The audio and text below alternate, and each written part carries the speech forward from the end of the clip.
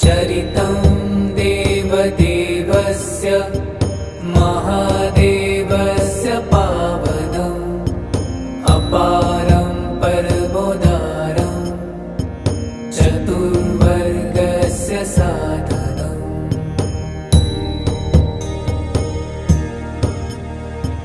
गौरीविनायकोपेतं पञ्चवक्त्रं त्रिनेत्रकम् शिवं ध्यात्वा दशभुजं शिवरक्षां पठेत्।